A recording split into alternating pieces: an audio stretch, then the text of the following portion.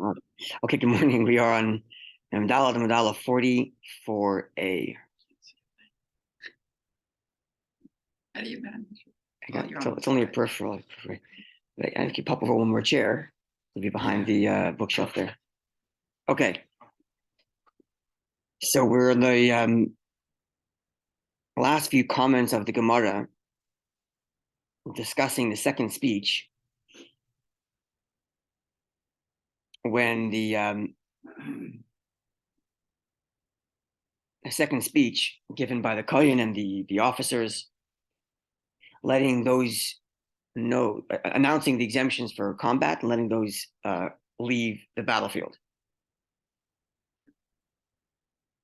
And we discussed each of the three categories for exemption in great detail.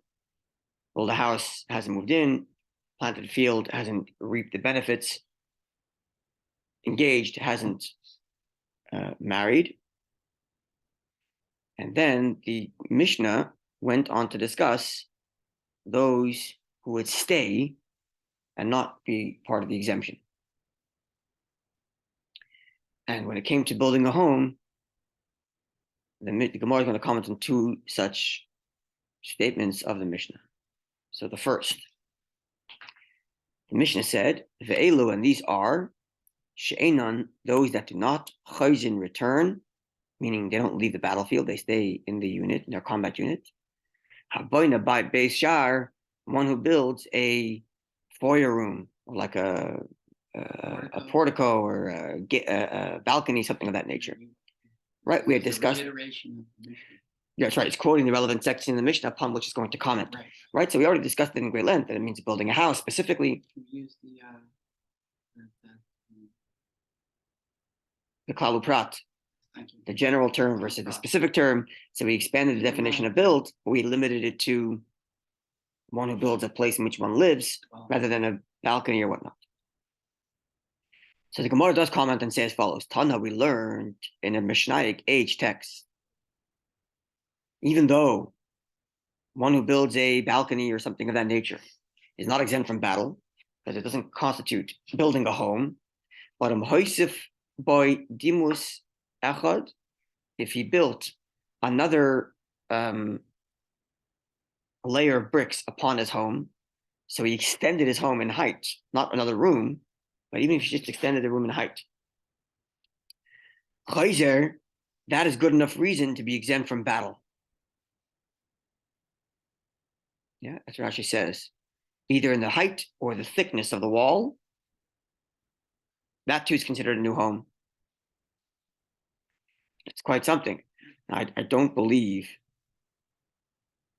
we have to look up the Rambam, but again, I don't believe that this is actually the halacha. And the reason I don't believe that is because there's the famous Shiltei Gebardim. Shiltei Gebardim is a scholar whose name I can't remember at the moment. But he's known as a Shiltei Gebardim because he wrote a commentary called the Shiltei Gebardim. Now, he also wrote the first glosses on the Gemara, and they are references, like their notes, footnotes with references on the Gemara. He made three of them. One called Torah, in which he gives the source for every verse quoted in the Gemara. One is called Meseres Hashas, in which he cross-references other places in the Talmud that have the same discussion. Right, so it's on the margins over there, you can see it. And one of them is called Ein Mishpat B'ner Mitzvah. Ein Mishpat B'ner Mitzvah is where he cites to halachic works that reference our Gemara. So you can kind of deduce. That's right, and I'll give the sources for it: Rambam, Torah, Shulchan Aruch, Smag, whatever it is. So the Ein Mishpat is the first one to do that. The Shiltei Gebardim, the author of the Shiltei Gebardim, wrote this gloss called Ein Mishpat B'ner Mitzvah. And the reason why I don't think, again, without having looked up anything, I don't think that this is the halacha is because I don't see any citation here. I don't see a citation, right? There, in the print here, there would have been a citation if there was an actual halachic source for this. But someone watching wants to pull up the Rambam and let me know. Might be the reverse. Okay. The Mishnah continued. Rabbi Lezer says, again, we're quoting the Mishnah now, upon which the Gemara is going to comment. The Mishnah said, Rabbi Lezer said, One who builds a mortar home, a home with mortar, brick and mortar, as opposed to wood, let's say, or as opposed to stone, brick, in an area called Sharon, would not be exempt from battle. So even if they built a new home, he wouldn't be leaving from battle. We're not talking about extensions anymore. No. Another comment.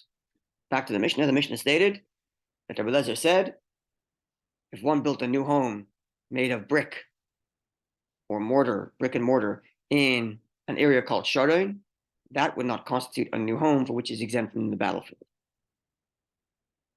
Why? So explains the Gemara, Tana, we learned in the Mishnah text.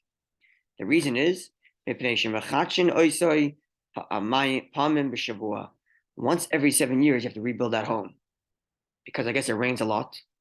And for whatever reason, their brick and mortar isn't strong enough to withstand that. And it would start to dissolve your walls. And every 7 years, you have to rebuild your house. And because every 7 years, you have to rebuild it, as Rashi explains it, it's not considered a new home that one would have to be exempt, that one would be required to be exempt from, or one would get the privilege of exemption from battlefield. This idea of the sorry? The reason is because it's not considered building. Okay, so that's a good question. So I'll tell you what I'm thinking. There's a halacha, actually it's in yesterday's Rambam, yesterday's daily study of Rambam, 3 chapters a day. Oh, 3 chapters. We're learning the laws of paraduma. Guardianship. Yeah, we're learning the laws of paraduma. And in paraduma, there's a law, right? One needs to have water, and then one puts the ashes in the water and sprinkles that mixture. Now, the law is that this water must be fresh water, as opposed to water that was drawn. So you come directly from a fresh source, as opposed to not exactly. It has to come from a river that flows, as opposed to one that was redirected, or even the ocean is not good enough. And over there it says one cannot use lying waters. Lying down. Lying as in or not saying the truth. What is a lying? What's a lying? A deceitful. What's a deceitful river? A deceitful river is a river that dries up once every 7 years. And if it dries up once every 7 years, it's not considered a truthful river. In other words, 7 years is considered a complete cycle of like existence, right? We have 7 year Shemitah, 7 days of creation, 7,000 years in the universe. The word, the number 7, the 7 divine attributes, 7 midos. 7 is like a description of the totality of the universe, so to speak. So in our world, 7 means it's legit. This house, then. So my guess is I'm borrowing that idea and applying it here, because it's renewed every 7 years. So to begin with, it's not a permanent home. It's within the 7 years, not after. That's correct. If within every 7 years you have to renew the house, and the house to begin with isn't a real house. It's not a real house. It's a house you're building just to live temporarily, and therefore no exemption from battle. Okay. Then the Mishnah said like this: the Elu and the following were the first wide set of lines. The Elu and the following, right in the middle, we're quoting the Mishnah between the 2 colons. She'ein zazin mimakaiman. The following, said the Mishnah, are those who don't even leave their space. In other words, the people that get the exemption, that is to say, they acquired some new stage in life but haven't yet been able to begin it. They bought a field, they haven't yet to reap it. They built a house, they haven't moved in. They betrothed the woman, but they haven't married her yet. But then there are those who don't even leave home. They just stay right where they are. They don't even go to the battlefield to hear the speech, to be exempt and come back. They are Bana Bayis Chadash, you built a new home, and you did inaugurate it. So if you didn't inaugurate it yet, you go to the battlefield and you're told you're exempt and you go to become a maintenance guy. Yeah. If you did inaugurate it and it's within the first year, you don't even leave your house because you're in the throes of moving in that first year. So you don't even go to the combat unit to hear the speech. You don't have to report to duty. Stay right there. The same thing with the person who got married and he's within the year. And the same thing with the one who has a field and is in the first year of reaping the benefit. So he's still in that first year. He doesn't even go to report for duty to get exempt. He just stays right where he is. The language of the Mishnah, doesn't leave his place. He stays right where he is. Okay. Because the exemption's already kicked in. His exemption's already, right? Yeah. Do you call it an exemption? I guess so. He's not enlisted. The first guys are enlisted, but they're exempt from combat unit. These guys aren't even enlisted. Oh, okay. So right? They're not even what's the word? They're not even drafted. Right? The first guys were drafted, but are exempt from combat. But this is not even drafted. He just stays right where he is. Okay. Now the Mishnah cites to a verse that we haven't read yet. The Gemara, in its commentary, as it always does, it introduces another Mishnaic text which is more elaborate. Right? We pointed out this pattern, a brisa, and that brisa cites to a verse that we haven't read yet. Now this verse is in the book of Deuteronomy. I'm pulling it up on the screen here. It's in Devarim, Deuteronomy chapter 24. The beginning of chapter 24 deals with the laws of marriage and divorce. When a man takes a woman and becomes intimate with her, he doesn't like her, he gives her a get, a divorce paper, and so on and so forth. Then, verse 5 reads, when a man takes a new wife, he shall not go out to the army, not go to the army and get exempt. He should not go to the army, nor shall be subjected to anything associated with it. So not even a maintenance guy, right? He shall remain free for his home for 1 year and delight his wife whom he has taken. The first year of marriage, a husband and a wife are meant to be together and get to know each other and learn each other and live together. Especially it's the husband's job to be present and make his wife happy for that first year before he goes off to anywhere. So he's not even drafted.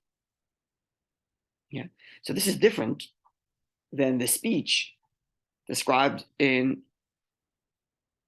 previously.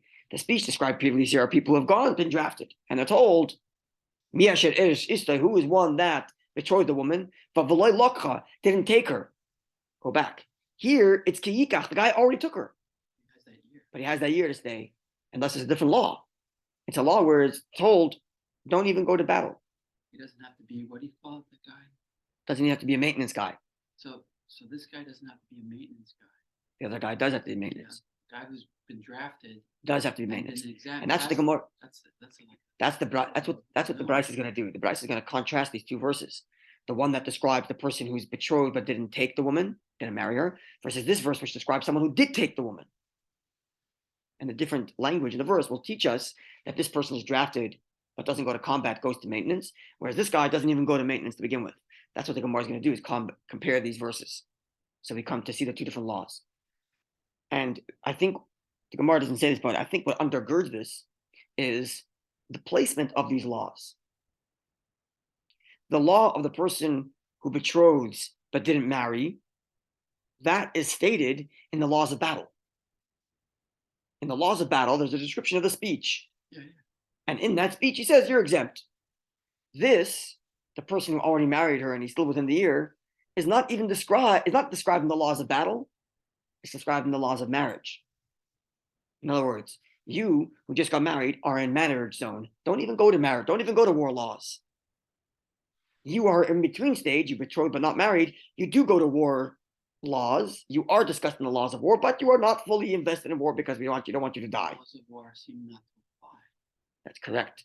Because the placement to begin with is in another place. Once you enter into marriage for that first year, your laws are governed by the laws of marriage. Everything else is not your purview, right? Not in the laws of war. Everything else is not in your purview. You're fully focused on your marriage. And all the laws necessary for you to know are in the laws of marriage, not in the laws of war, because you don't even belong there. That seems to be the way the Torah is phrasing this. And that's what we are about to learn. So let's see how the Gemara quotes this brisa, which compares the verses. Tana Rabbanan, the last three words on the widest set of lines. Our sages taught in the brisa.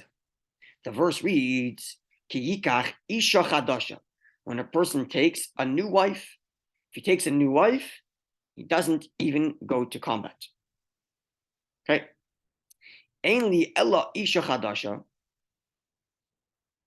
I'm not limited to a new woman, as is to say, a new woman. The word new here is describing the woman. Isha chadasha, not a new marriage. It says new woman, right? Which would imply a woman that was never married before, a virgin. So I would think only a person who marries a virgin gets this exempt, gets not drafted and has to be with her for the first year. Almana, if a person marries a widow, so she's not a new woman, she's been with another man before. Legally, all good. She's a widow. Likewise, Grusha, a person married a divorcee. So she's not a new woman, she's been with a man before, all legally, right? Minayin, how would I know that he has to give her the same treatment and spend the year with her to get to know her? A new woman for him. Oh, Talmud Sotah. Let's read the verses. Yeah, you're right. You are right. But let's just see how the Gemara. That's right. I was referring to this Gemara. Talmud Sotah comes the verse and says, Isha, a woman, mikol makom, any woman. Right? So the Gemara is using the same principle of the general versus specific. It says, Isha chadasha, a woman. Kikach Isha, when a person takes a woman. And the Torah stopped there, it would be any. That's broad term. Then the next word is chadasha, new. That's specifics. So we have a broad and a specific. What's the rule? The rule is we limit the broad to be similar to the specific. So you have to be broad, but the broad has to be similar to something of the specific. So because the word woman is broad, we therefore include any woman, including a divorcee or a person or a divorcee or a widow. If so, ma Talmud loymar isha chadasha. What does the word chadasha, what does the word new come to tell me? What limitation is it bringing? And it's a specific term. Mishechit shaloi, one who has become new to him. So what's being excluded? Marriage. Remarriage.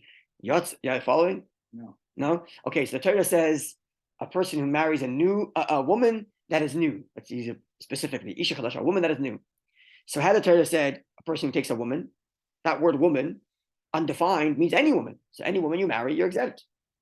That would be including a divorcee, including a widow. But then the Torah follows it with a specific term, a woman that is new. That is new is a limiting term. So therefore it says, Mishechit shaloi, one who is renewed to him. So what's excluded? What's excluded? Right? In other words, if it's new to him, something has to be that's a specific term. A woman that's new to him, as opposed to a woman that's not new to him, what woman would that be? That would be Machzir Krushasa, a person who remarries a woman who divorced earlier. He divorces her and remarries her. She'ein chadash aloi, it's not new to him. Following? Exactly. There you go. So now yesterday I cited to this Gemara saying that this indicates to us that a person who marries a widow or divorcee would get the exemption from battle. Right? But I have to be very specific here because this is talking. You said it was confirmed. I was confirming it from this thing. But I have to be careful because this Gemara is not talking about someone who betrothed and didn't marry.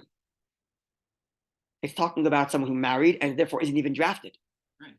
What about someone who betrothed a divorced woman but didn't marry her yet? So he's drafted. Does he get the exemption? No, a divorcee, not his own divorcee. So it is new to him. But again, this terminology, new to him, is regarding the discussion of someone who already married a woman who's not even drafted to begin with. I'm asking about someone who is drafted because he betrothed and didn't marry yet. Again, it goes back to which law do you apply? Laws of marriage versus law. Well, laws of war have to be applied here because he's engaged and not married. Right. But this woman he's engaged to and not married is a divorcee. So it's new to him. Right? Now, the Gemara and the Mishnah I haven't found yet is explicit about it, but I'm inferring from this that I don't see why the same thing doesn't apply for exemption. It should, although again, I haven't seen it written explicitly. Rabbi Eliezer makes the argument that... We're not. This is not Rabbi Eliezer speaking here. I know, but he makes these arguments that this. Okay, it's not what's this law again? I'm forgetting. It's not true. What's it called? Brought the Klalu Prat. He doesn't like that law. No, it was Rabbi Lezer or Rabbi Saglili. Rabbi Lezer who discounted the Klalu Prat Is here. he going to discount this as well? No, not here. Not here. Not here. Not here. Well, I can. The reason why I would say Rabbi Lezer wouldn't discount it here is because here the literal term actually works out too. The literal translation. Right. He would argue for the literal translation. And the literal translation does apply. Works out. No, it wouldn't work. Well, actually, no, because a literal translation, a literal translation actually would be very specific. It would be literally only a virgin. A new woman would be yes, right. Correct. So a literal translation actually would be even more restrictive than we are now. But I don't see Rabbi Lezer arguing that here, so we'll have to leave that alone. Anyway, I'm just saying that when it comes to exemption, when it comes to the person who is drafted because he's betrothed and not married, and comes to battle and is exempted from combat unit and has to go to maintenance, I don't see that being stated explicitly to include a person who betrothed the divorcee. And I don't see why not. I don't see why not, but I haven't seen it explicitly. I was citing to this Gemara to make my point, but this Gemara is actually not referring to someone who's drafted and exempt. It's talking to someone who's not even drafted. So I don't know if it parallels, but I don't see why it should. I don't see why it shouldn't parallel. It's a good find. Yeah, again, we have to look up the Rambam to see it, and it's probably there. It just someone have to take time to go look it up. Maybe I remember later today we'll do that. Okay, let's continue. So that was one Mishnaic text. Now the Gemara cites to another Mishnaic text, another Brisa. Tanur Rabbanon, that's a tough resh there in the middle, 3 lines down from the wider set of lines. There's a tough resh, you see it? Mm-hmm. That stands for Tanur Rabbanon, our sages taught. Now, the verse again, describing the laws of marriage, talking about the person who's not even drafted because he's in that first year of marriage. Mm-hmm. The verse reads, let's go back to the verse and read the whole thing and we'll see all the different things the verse says. The verse reads, Ki yikach ish isha chadasha. When a man takes a new woman, we discussed that word, new woman. We have number 1, lo yetze batzava. He should not go to battle. He should not go to the army, actually. That's statement number 1. Statement number 2 is lo yaver alav l'chol davar. He should not go to anything associated with it. Statement 2. Statement 3, naki yiyah lebeisai shana achas. He shall be free to his home for a full year. And number 4, the simachas ishteh shalokach, and he should make the woman that he took happy. Or he should bring joy to the woman he took.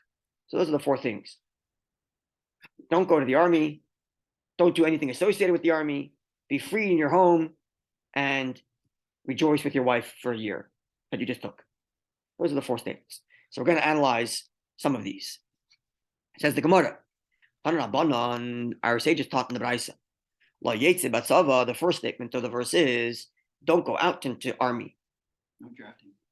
Now, Yochel, had the verse only stopped there, you would think, but Savahu de lo yetze, he doesn't go to the combat unit. Aval yaspek ma'imum, let him provide water and food. Let him be talking at drachim and fix their highways. Let him become a maintenance guy. Talmud Leimar comes the next line of the verse and says, he should not do anything associated with the army. So 2 things, not just not go to battle, but not even anything associated with battle.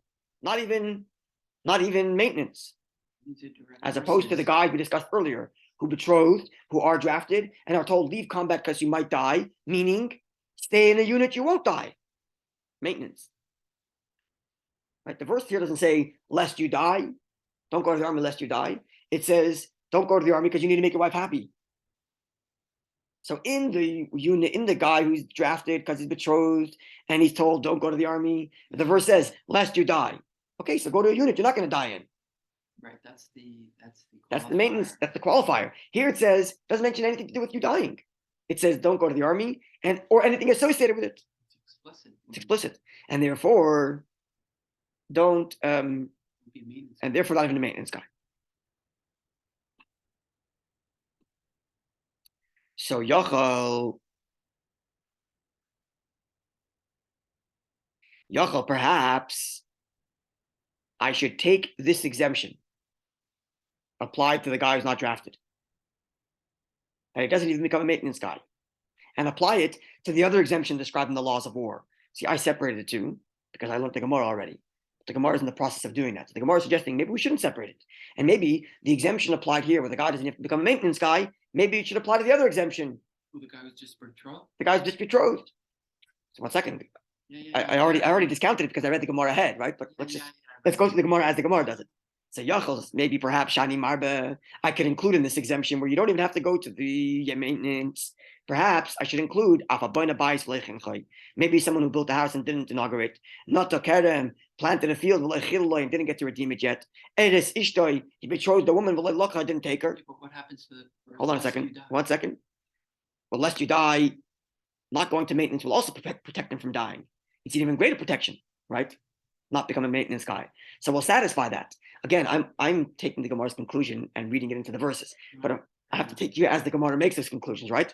So at this moment, the Gemara is suggesting maybe apply across board. In the same way, the guy who just got married doesn't even get drafted. So maybe the other exemption also doesn't even have to go to maintenance, and he gets the full exemption, just like the guy who's not even drafted. Talmud Sotah comes to the verse and says, no. The verse makes a very clear word to say we're separating between these two exemptions. Namely, Talmud Sotah, the verse reads, in the case of the guy who was married, not even drafted, the verse says, a love. Nothing should happen. He literally translated can be translated as he shouldn't do anything associated with battle. A literal translation is nothing upon him should transpire related to war. And there's the word upon him. Yes, a love upon him. You don't let anything transpire that's associated with battle. Aval, but there's another person whom you do make an association with battle, even though he's exempt. But you do associate others with battle, even if they're not going to combat. Following? That line you just read, is that where you read that from? The Bryce that the Gemara is quoting, right? Making that extra statement. That's correct. The verse adds the word "alav." Right? When the verse says, first the verse says, "Don't send him to battle." Then the verse says, "Nothing associated with the battle either." That word, that statement, the second one, "Nothing associated with battle should you give him." That we use to derive the fact that he doesn't even go to combat units. But the literal translation of that words are "La yaver alav." Upon him, nothing. Sorry, "La yaver." It should not transpire alav upon him, l'chal davar, anything related. So it's upon him that nothing should be related. The words alav upon him means to say he is the only guy upon whom nothing should transpire. But there are others who things will transpire, even if they're not going to battle. That statement is not addressing the man who's been betrothed. No, that's the verse that describes the guy who's married and is not even drafted. And over there it says the word alav. Upon him, nothing should transpire. But there are other people who will have things associated with war, even if they're not going to battle. Namely, those other guys there who we gave the exemption to, but we drafted. That's correct. So that distinction that I made between the exemption guys versus the guys who aren't drafted is built on this line of the Gemara, which says we're highlighting the verse alav. Upon him, nothing happens. That's the Brisa doing that. That's correct. And the Brisa concludes, the cost of there was two statements of exemption. The first said, don't go to the army. Number two, nothing should transpire to him, from which you derived you shouldn't even go to maintenance. Yeah. Now it seems that the second statement includes the first. And the Torah says, nothing associated with battle should be given to him. That would be enough. Why say it twice? Don't go to army, and don't even let anything associated with army be attached to him. The maintenance distinction. That's right, but just say the second one. In other words, if you say the words, nothing associated with battle should be given to him. Because you need the first statement for the guys who are betrothed. No, this is all, again, the verses we're quoting here is only, let's read the verse again. It's only talking about. That's correct. This is talking about the guy's already married. And it says two things to him. Number one, don't go to battle. Number two, nothing should transpire associated with battle. Just say the second statement. Nothing should transpire associated with battle. And that would be not maintenance, nor combat. There must be a case where that could happen. Says the Gemara, no. That's what you would think, right? But the Gemara says no. That's what you would think. So let's see. At the cost of layaver, considering that the verse says nothing associated with battle should transpire to him. So lo yetze b'tzava lamali. Why do I need the first statement in the verse which says not to go to army? Of course he's not going to go to the army if nothing associated with battle is given to him. Says the Gemara, laver love b'shnei lavin. The Torah says it twice, so that if he goes to combat, he violates two prohibitions, not just one. That's the only reason. That's so that To reinforce Torah how shows important it necessary. is you don't leave your wife for a year. To make it so that so in other words, like this, if the guy went to become a combat, if he went, I'm sorry, to become a maintenance guy, he would have violated one command. If he goes to the combat, he would have violated two commands. That's How about if he just goes to combat? Then it's just one violation, not becoming maintenance. Sorry? What if he just goes to combat, not? Then he would be a violation of two commands. Because the first one says don't go to army. The one includes the number. That's correct. Number two includes number one. The first one is don't go to. Number two includes no. Yes. Number two is just maintenance. 1 second. The first no. Again, let's read. What's the actual words of number two? Nothing associated with battle should be given to him. Okay, so it includes both maintenance and not go to war. And one includes two. Only go to war. No, number one does not include number two. He does get two probations. That's correct. So the guy, if he goes, this is what it would seem to me. Yeah. If he goes to maintenance, he's violation of one command. If he goes to battle, he's violation of two commands. Now, this is amazing because two is more easier to get involved in, and then but it's so strict that you'll get violation. You'll get two prohibitions against you. That's correct. Now, here's what I'm thinking. Here's what I'm thinking.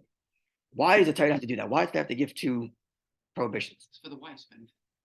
For sure, for the wife's benefit, but I think there's another message here, which is the Torah understands that you, as a member of the Jewish people, you want to be part of the army. Your brethren are fighting. You're not a patriot. Of course, you're a patriot. You want to be fighting, and you don't want to be a maintenance guy. Yeah, you want to be in combat with your brothers. So the Torah has to reinforce that twice. The Torah does not reinforce going to maintenance twice because we're not so worried you're going to go to maintenance. But we are worried you're going to really want to go to battle. So Torah says, look, we understand your patriotism. We appreciate it. But Hashem is telling you in no uncertain terms, your job now is to be with your wife. It's a healthy and good thing that you want to be with your brothers. And we understand that, says the Torah. But stay right where you are. So the Torah has to reinforce the prohibition of going to combat, knowing that a patriotic young man is going to want to go to combat. I agree with it, but isn't that amazing? Different reasons of this. I think the maintenance is even more strict because if he just did maintenance, he gets punished for both. No, only one. Doesn't he get punished for both? Doing maintenance because you said you read the verses to me. Again. Everything. So let's read the verses again. Let's listen to the words. Number one, don't go to battle. What does that include? Battle. Prohibition number two is don't do anything associated with war. What does that include?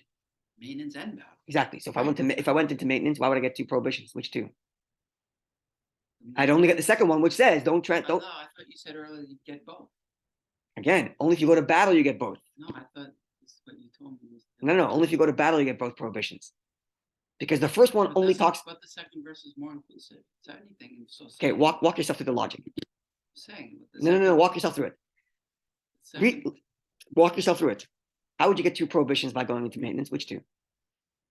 The maintenance prohibition and the battle prohibition. If I went to maintenance, 1 second. If I went to maintenance, why would I get the battle prohibition? Because the verse that includes maintenance includes everything.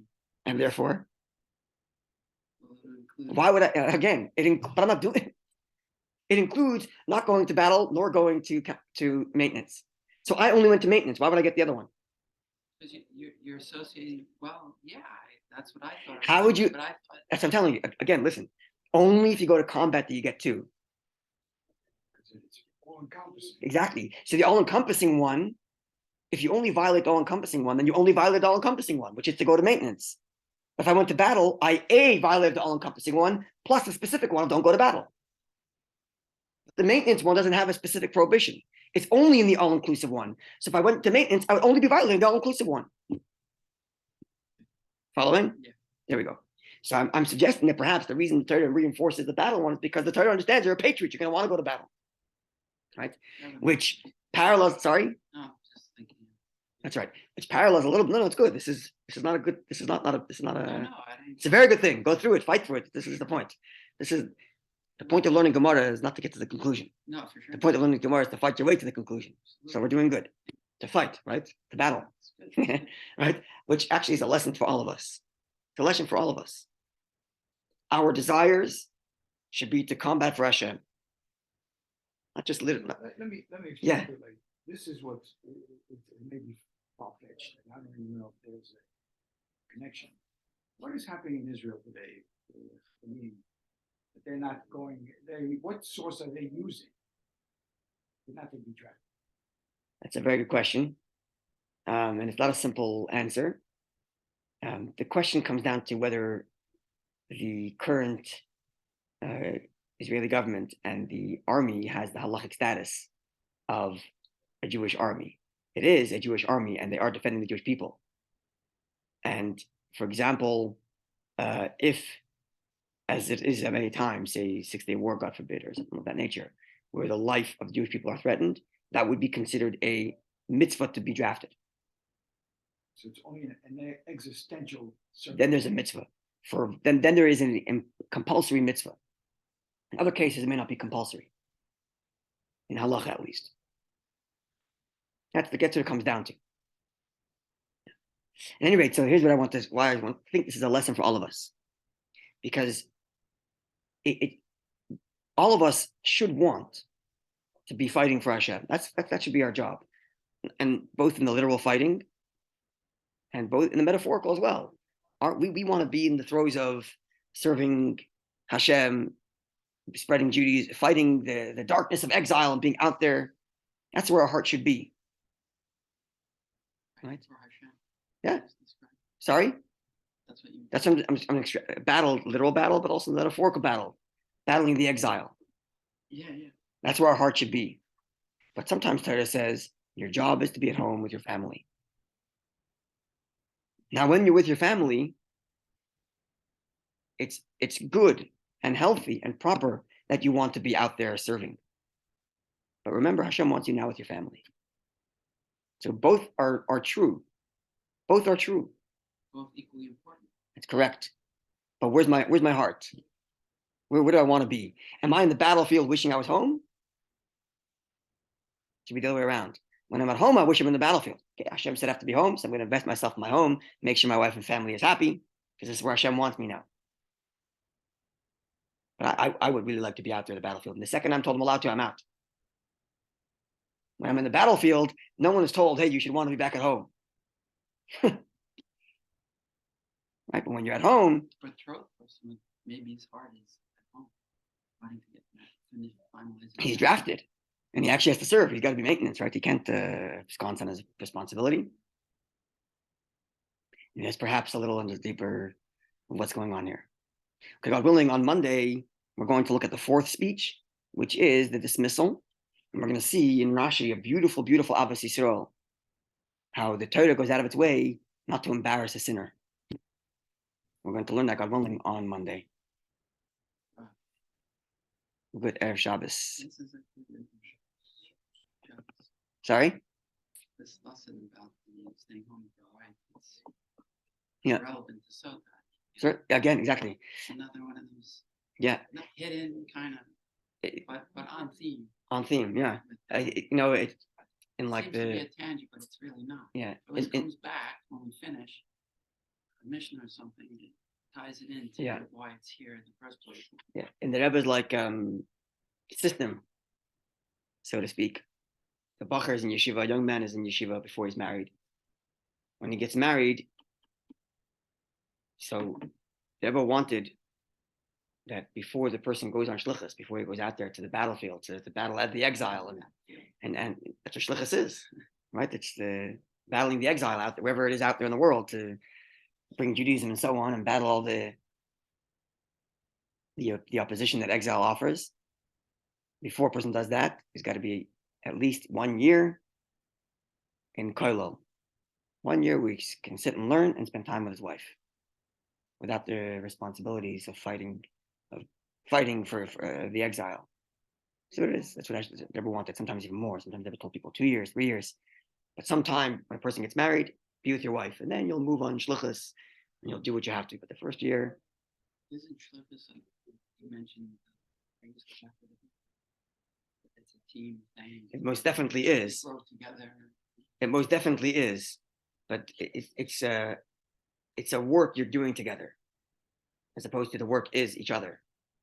You know, when you first get married, the work is Yeah, not yeah. to do something together. It's It's more like partnership. to than, just to business know each partnership. other. And now that you know each other for after some time, now you work I together. think So certainly you keep on growing. Growth doesn't stop. Yeah. But a year or two, just spend time with your wife. Okay, wonderful day, Eden. so.